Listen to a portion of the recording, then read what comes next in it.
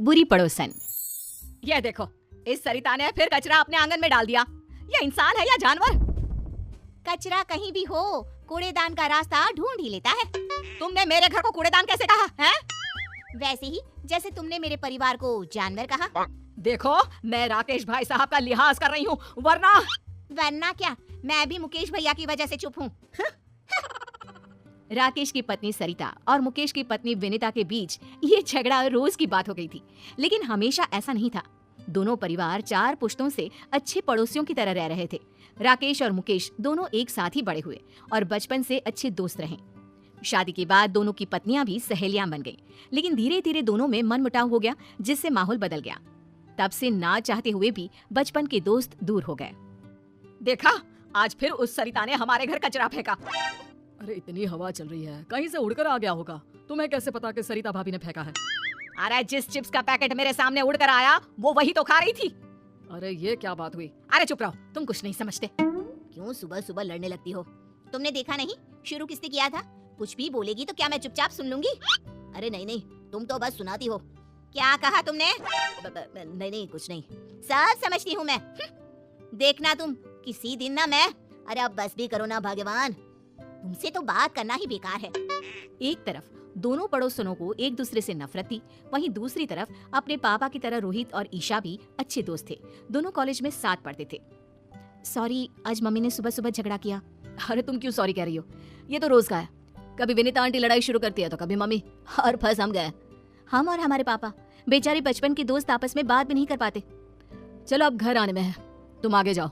अगर मम्मी या आंटी ने हमें साथ देख लिया ना तो हमारा कॉलेज जाना भी बंद हो जाएगा। सही कहा, चलो बाय, कल यहीं मिलते हैं। Okay bye. रोहित और ईशा की तरह मुकेश और राकेश भी छुप कर मिलते थे। सुबह छत पर दोनों मिलकर अपने दुख बांट लेते थे। कैसे हो भाई? बस ठीक ही हूँ, तुम सुनाओ, ऑफिस में सब ठीक? ऑफिस में तो सब ठीक है, बस घर में सब ठीक हो जाए। इन दोनों का झगड़ा तो रोज की बात हो गई है। तेरी हिम्मत कैसे हुई मेरे बेटे को आवारा कहने की? मुझे मिसेस शर्मा ने सब बता दिया, शर्म नहीं आती? अरे शर्म तो तुझे आनी चाहिए। मेरे पति की नौकरी के बारे में तूने कैसे कहा? वैसे तो मुकेश भाई साहब करती है, और पीठ पीछे ऐसी सोच। अरे उल्टा चोर कोतवाल को डांटे, खुद की चोरी पकड़ी गई तो मुझ पर इल्जाम लगा रही है। ये सब सुनकर मुकेश और राकेश छत से नीचे भागे। रोहित और ईशा भी बाहर आ गए। आज के बाद मेरी और मेरे घर वालों की बात भी की ना तो मुझसे बुरा कोई नहीं होगा। अरे तुझसे बुरा तो कोई है भी नहीं, और मुझे क्या पड़ी है तेरे घर वालों से? भाड़ में जाए मेरी बला से। दोनों गुस्से से आग बबूला होती अपने अपने घर चली जाती है और बचा हुआ गुस्सा घर वालों पर निकालने लगती है। तुम्हें क्या हो जाता है बार बार? अरे होगा तो अब कान खोल के सुन लो। आज के बाद अगर गलती से भी राकेश भाई साहब से बात करते दिखे ना तो तुम्हारी खैर नहीं। लेकिन माँ। अरे तू चुप कर, तुझे भी वो रोहित से बात करने की कोई जरूरत नहीं है। याद रखना, मुझसे बुरा कोई नहीं होगा। देख लिया तुमने अपनी भाभी के तेवर, आज से सारे रिश्ते खत्म। अब अगर छत पर तुमने मुकेश भैया से बात की तो? अरे तुम्हें कैसे पता कि हम छत पर मिलते हैं? तुमने क्या मुझे बेवकूफ समझा है? अगर तुमने मुकेश भैया से बात की तो मैं मायके चली जाऊंगी। अरे क्या माँ, जरा सी बात में। तू भी सुन ले हीरो, अगर कॉलेज में ईशा के साथ बात की तो अपनी माँ को भूल जाना। सरिता और विनीता के रोज रोज के झगड़ों को खत्म करने के लिए रोहित और ईशा ने प्लान बनाया और चुपके से राकेश और मुकेश को कॉलेज के कैंटीन में मिलने बुलाया। अरे बच्चों, हमें यहाँ क्यों बुलाया? हाँ, अगर तुम्हारी मम्मियों को पता चल गया तो हम चारों की चटनी बना देंगी वो। पापा, मुकेश अंकल, हमने मम्मी और आंटी के झगड़े को खत्म करने का प्लान बनाया है। कैसा प्लान? देखिए, मम्मी और आंटी दोनों दिल की बुरी नहीं है। दोनों की झगड़े का कारण थोड़ी गलतफहमियां और बाकी चुगलियां हैं। आपने सुना नहीं था? मम्मी को विनीता आंटी और विनीता आंटी को मम्मी के खिलाफ वो शर्मा आंटी ने ही तो भड़काया था। हाँ, विनीता तो बल्कि रोहित की हमेशा तारीफ करती है, कहती है इतना समझदार लड़का है, पढ़ाई में भी अव्वल है। सही कह रहे हो, सरिता भी तुम्हें अपना भाई मानती है, वो क्यों किसी से तुम्हारी बुराई करने लगी? बस पापा, इसीलिए हम चाहते हैं कि दोनों को एक दूसरे की अच्छाई का पता चले और झगड़ा भूलकर दोनों में दोस्ती हो जाए। ऐसा प्लान है। कल मम्मी मार्केट जाने वाली है और विनीता आंटी मंदिर, तभी सही मौका है। अरे लेकिन करोगे क्या? यहाँ आइए। दोनों बच्चों ने राकेश और मुकेश को प्लान सुनाया। लेकिन बेटा, कोई गड़बड़ तो नहीं होगी ना? डोंट वरी अंकल, हमने अपने दोस्तों के साथ मिलकर प्लान बना लिया है। सुनो जी, कल मंदिर जा रही हूँ मैं। ठीक है, आराम से जाना। हेलो रोहित बेटा, तुम्हारी आंटी निकल गई है, ऑल द बेस्ट। सुनो जी, पैसे दे दो, मैं मार्केट जा रही हूँ। हाँ, टेबल पर रखे हैं, और मैंने सामान की लिस्ट भी बनाई है, वो भी लेते जाना। बेटी ईशा, तुम्हारी आंटी निकल गई है, जरा ध्यान से। जैसे ही विनीता मंदिर से बाहर आई, उसने देखा कि वहाँ भीड़ लगी है और लड़ाई हो रही है। उस लड़ाई में उसे एक जानी पहचानी आवाज सुनाई दी। वो तुरंत पास गई। आंटी आ रही है, चलो नाटक शुरू करो। अरे पैसे तो देने ही पड़ेंगे, तुम्हारी वजह से हमें चोट आई। देखो, एक तो तुम रॉन्ग साइड आ रहे थे, ऊपर से एक बाइक पर 3 सवार, स्पीड तुम्हारी ज्यादा थी और इल्जाम मुझ पर। गलती किसी की भी हो, पैसे तू ही देगा, और ना दूं तो आज मार मार के तेरी हड्डियां तोड़ देंगे और तेरी ये बाइक भी। देखो, मैं पुलिस को बुलाऊंगा। तीनों लड़के रोहित के साथ धक्का मुक्की करने लगते हैं। ये देखकर विनीता बीच झगड़े में कूद पड़ी। बंद करो ये, तुम्हारी हिम्मत कैसे हुई इसे हाथ लगाने की? मैडम आप बीच में मत आओ, इसकी वजह से हमारी गाड़ी टूट गई, अब हम इसको तोड़ेंगे। मैं इसे अच्छे से जानती हूँ, ये कभी गलती नहीं करता। गलती तुम्हारी होगी, अब भागो यहाँ से वरना पुलिस को मैं बुलाती हूँ। नहीं नहीं, पुलिस नहीं, अरे भागो यहाँ से। थैंक यू आंटी, आपने बचा लिया।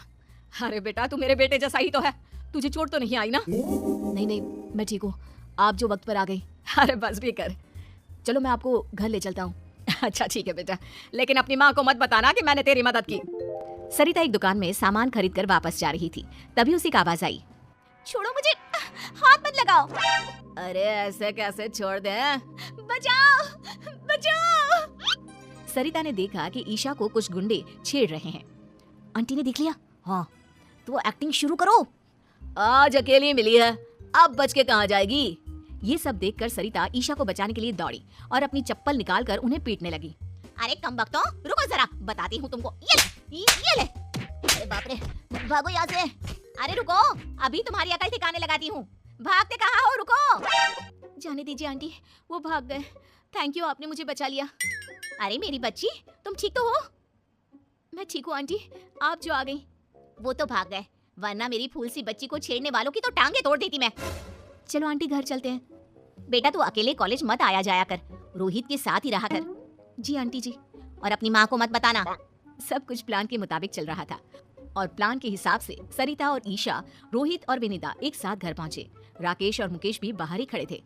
अरे रोहित, तुम इसके साथ? ईशा, तो इसके साथ कहाँ से आ गई? तब रोहित और ईशा ने अपनी अपनी मम्मियों को बताया कि कैसे आंटी ने उनकी मदद की। सारी बातें सुनकर दोनों की आंखों में आंसू आ गए। सरिता, थैंक यू, तुमने मेरी बेटी को बचा लिया। मैं तुम्हारा एहसान जिंदगी भर नहीं भूलूंगी। एहसान कैसे बहन, ईशा मेरी बेटी जैसी है और तुमने भी तो रोहित को बचा लिया। अरे कैसे नहीं बचाती, हमारे घर के लड़के को कोई ऐसे ही हाथ लगा लेगा क्या? मुझे माफ कर दो विनीता, मैंने तुम्हें गलत समझा। अरे गलती तो मेरी थी बहन, मुझे माफ कर दो। देखा सरिता, दिल की बुरी ना तुम हो ना विनीता, दोनों ने आज एक दूसरे के बच्चों की मदद की। हाँ, और तुम्हारी लड़ाई का कारण था गलतफहमी, और वो मिसेस शर्मा की चुगली। हाँ, अगर हमने बाहर वालों की बातें मानने की बजाय आपस में शांति से बात की होती तो कभी लड़ाई ना होती। हाँ, अब से हम कभी नहीं लड़ेंगे, आखिर पहला सगा पड़ोसी ही तो होता है। उस दिन से दोनों में दोस्ती हो गई। अब मंदिर हो या मार्केट, दोनों साथ साथ जाती। राकेश और मुकेश भी खुलकर मिलते। सुबह की चाय दोनों आंगन में साथ बैठकर पीते। रोहित और ईशा भी कॉलेज साथ आते जाते। दोनों परिवारों में प्यार और खुशहाली फिर से लौट आई।